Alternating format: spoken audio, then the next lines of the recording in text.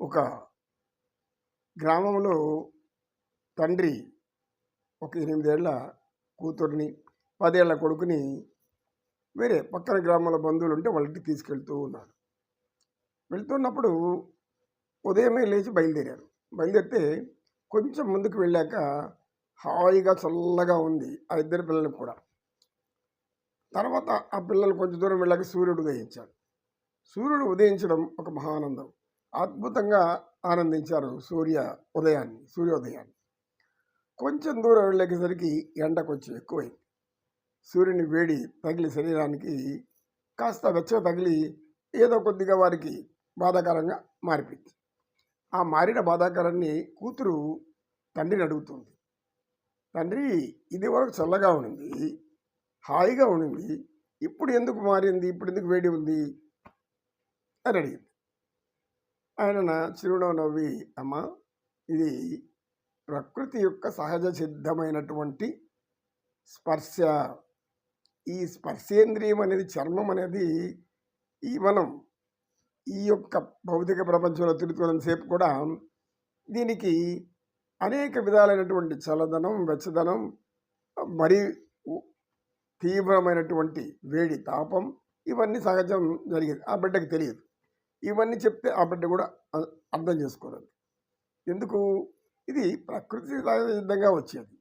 ప్రకృతి సహజ సిద్ధంగా వచ్చేటువంటి ఉష్ణాన్ని, అదేవిధంగా శీతలాన్ని, చలికాలాన్ని, ఎండాకాలాన్ని, వర్షాకాలాన్ని, ఇలా ఇవన్నీ మార్పులు వస్తూ ఉంటాయి. కనుక తండ్రి బాగా వయసు అయినది కనుక అనేక అనుభవాలు అతన్ని అలా మార్చేశాయి. కానీ అనేక మంది ఎలా ఆలోచిస్తారంటే ఈ పాపలాగా ఆలోచిస్తారు. ఎందుకు దేవుడు రాత్రి పగలు సృష్టించాడు? రాత్రి హాయిగా ఎందుకు నిద్రపోవాలి అని అడిగింది. పగలు ఎందుకు మేల్కొని అనేక పనులు చేయాలి మీరు అని అడిగింది. ఇలా వీటి గురించి కొందరు కష్టాల్లో ఉంటారు ఎందుకు, కొందరు బాధల్లో ఉంటారు దేనికి, ఈ ఈ ప్రశ్నలు వచ్చింది. సరే, తండ్రి ఏం జవాబు చెప్పలేదు. అమ్మా, ఇది అంతే, ఇది నీకు మళ్ళీ సవిస్తరంగా చెప్తాను, మనం ప్రయాణం చేస్తూ పోతున్నాం కనుక గమ్యం చేరినాక నీకు అన్ని వివరిస్తానన్నాడు. సరే, ఆ పాప కొంచెం ఓర్చుకుంది. అయితే కుమారుడు ఇంకొకడు వాడు ఏం చేశాడంటే ఆ అమ్మాయిని కసురుకున్నాడు, విసుక్కున్నాడు. ఎందుకు నువ్వేదో కొత్త కొత్త ప్రశ్నలు వేసి విసిగిస్తావు, మనం బంధువులకి వెళ్తున్నాము, అలాగే పోదాం పదా అన్నాడు. వాడికి తెలుసుకోవాలనే జిజ్ఞాస లేదు. వాడికి ఆ జిజ్ఞాస లేని వాళ్ళు ఏమీ తెలుసుకోలేరు. ఏది ఎందుకు వస్తుందో, ఏది ఎందుకు జరుగుతుందో ఎవరికి అర్థం కాదు. ఈ అర్థం కానప్పుడు మానవులంతా కూడా భగవంతుడిని, ఎందుకు స్వామి ఇలా చేశావు, నాకెందుకు కష్టం వచ్చింది, నాకే ఎందుకు రావాలి, ఇతరులకి ఎందుకు రాకూడదు, నాకెందుకు రావాలి అని అడగడంలో మంచిది ఉంది. ఇతరులకు ఎందుకు రాలేదు బాగుండే వాళ్ళకి, ఇది ఇంట్లో స్వార్థం ఉంది. కనుక ఇలాంటి స్వార్థపరులకు ఇలాంటివి అనుభవిస్తున్నప్పుడు బాధాకరంగాను, సంతోషకరంగాను కొన్ని సంఘటనలు, కొన్ని ఆనందకరంగాను, ఇవన్నీ కూడా క్షణికాలే అని వాళ్ళకి తెలియదు. ఇవన్నీ క్షణిక సుఖాలే. ఈ భౌతిక ప్రపంచంలో వచ్చేటువంటి మాత్రా స్పర్శాస్తు కౌంతేయ, ఈ యొక్క పంచమాతృకల నుండి ఏర్పడినటువంటి ఈ సృష్టి అంతా కూడా పంచమాతృకల నుంచి ఎటువంటి స్వభావాలు, వాటి గుణాలు, పంచభూతాలు గ్రహించి మనకు చేరవేస్తుంటాయో ఈ పంచజ్ఞానేంద్రియాల ద్వారా తెలుసుకుంటుంటాం. పంచజ్ఞానేంద్రియాల ద్వారా మనం తెలుసుకోవడం, చూడడం, వినడం జరుగుతూ ఉంటుంది. ఇది భౌతికమైంది, తాత్కాలికమైంది కూడా, ఇది శాశ్వతమైంది కాదు. కాబట్టి ఇక్కడ పరమాత్మ ఏమంటుంటాడంటే, మాత్రా స్పర్శాస్తు కౌంతేయ శీతోష్ణ సుఖదుఃఖదాహ. శీతోష్ణ సుఖదుఃఖదాహ అంటే ఈ యొక్క స్పర్శ జ్ఞానం చేత ఏర్పడేటటువంటి శీతలం, చల్లదనాన్ని, వెచ్చదనాన్ని, ఇవన్నింటినీ మనం గ్రహిస్తూ ఉంటాము. దీని ద్వారా పంచ జ్ఞానేంద్రియాల ద్వారా.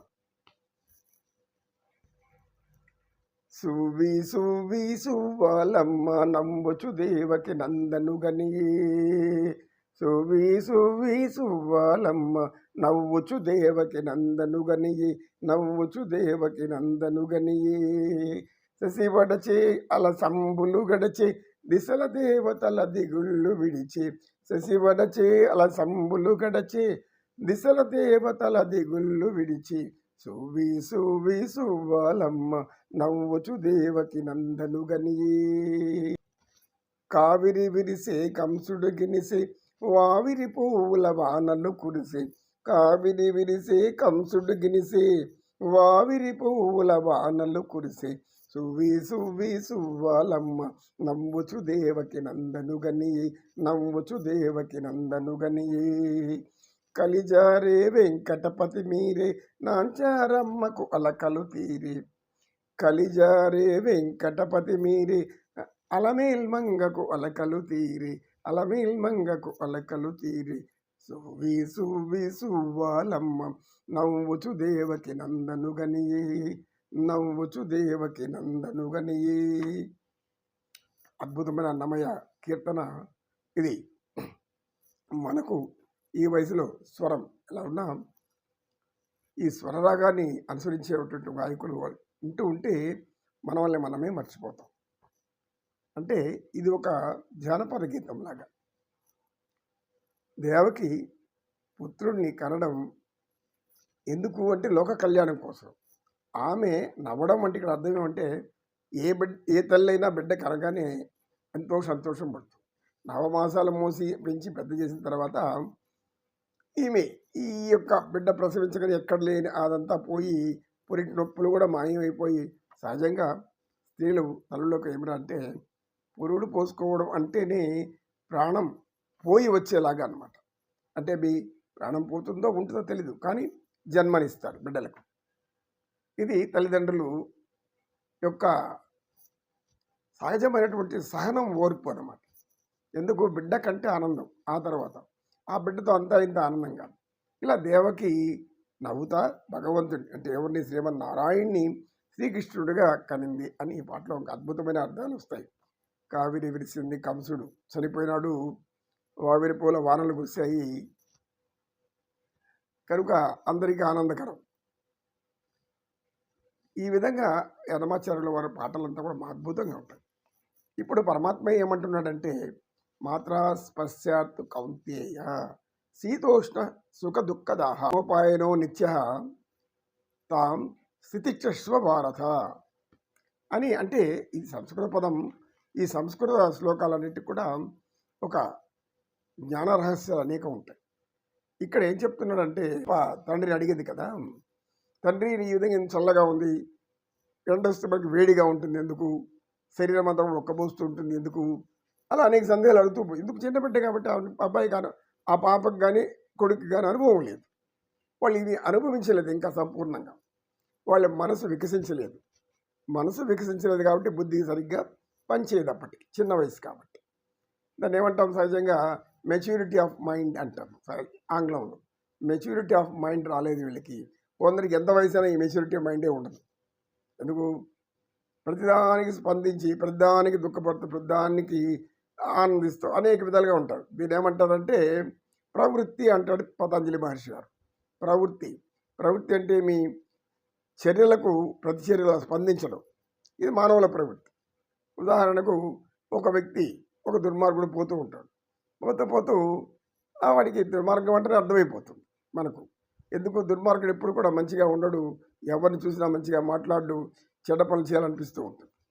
అలా ఒకరు పోతున్నప్పుడు చూసి ఎవరు నువ్వు, నేను ఎప్పుడు చూడలేదే, చాలా అందంగా ఉన్నావే అని ఒక స్త్రీని అడిగాడు అనుకోండి. అప్పుడు ఆ స్త్రీ ఏం చేస్తుంది, ఆమె నీతి నిజాయితీ గౌరవం వల్ల ఏం చేస్తుంది, లాగి ఒక చెంప మీద కూర్చుంది. మూర్ఖుడా, నీకు అమ్మ ఉంది, వాళ్ళు ఉంది, తల్లి ఉంది, చెల్లి ఉంది, వాళ్ళపై చూడు, వాళ్ళని అడిగే ప్రశ్న అని అంటుంది. స్త్రీ అనే ఈ యొక్క అమ్మ ఆలయాన వెలసిన ఆ దేవుని రీతి ఇల్లాలే ఈ జగతికి జీవన జ్యోతి. ఇల్లాలే ఈ జగతికి జీవన జ్యోతి. ఒక అద్భుతమైన కవి రాసిన పాట ఇది. ఇలా స్త్రీల యొక్క సంపూర్ణమైనటువంటి వ్యక్తిత్వం అనేక మంది వాళ్ళకి ఇవ్వరు, స్వేచ్ఛ కూడా ఇవ్వరు. ఎందుకు ఇవ్వరు అంటే స్త్రీలు కొంచెం జ్ఞానం వస్తే తిరగబడతారు, ఎదురు తిరుగుతారు, ఎదురు చేస్తారని వాళ్ళకి కొంచెం భయం కూడా ఉంటుంది. ఎవరికి రజోగుణం తమో గుణం కలిగిన వాళ్ళు. రజోగుణస్థులు ఏం చేస్తారు? ఈ స్పందనకు ప్రతిస్పందన జరిపి వెంటనే దానికి ప్రతీకారం చేస్తూ ఉంటారు. ఇది సత్వగుణం లక్షణం కాదు. ఇది మనం చెప్పాలి ఇందాక. రజోగుణం, తమోగుణం లక్షణాలు. కనుక శ్రీకృష్ణ పరమాత్మ ఏం చెప్తున్నాడంటే, అర్జున, నీవు బాధపడని దాని గురించి బాధపడుతున్నావు. భరించవలసిన దాన్ని చేయలేము అనుకుంటూ బాధపడుతున్నావు.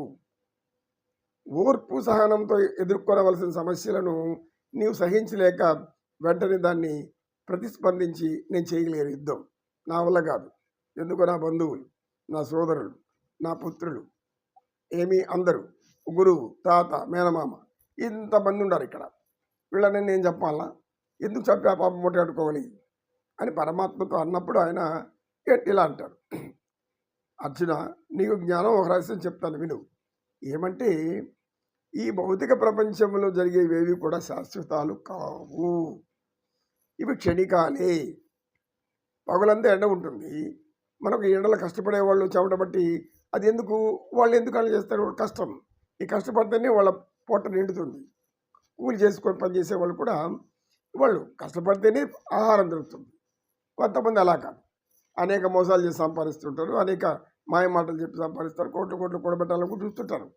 దీనివల్ల ఏమవుతుంది? మన యొక్క భరతమాత పూర్వ సనాతన ధర్మం పూర్తిగా నశించిపోతుంది. సనాతన ధర్మం ఏం చెప్తుంది అంటే, ఒకప్పుడు ఆర్యుల నాగరికత కాలంలో సనాతన ధర్మం అనే విషయంలో ప్రతి ఒక్కరు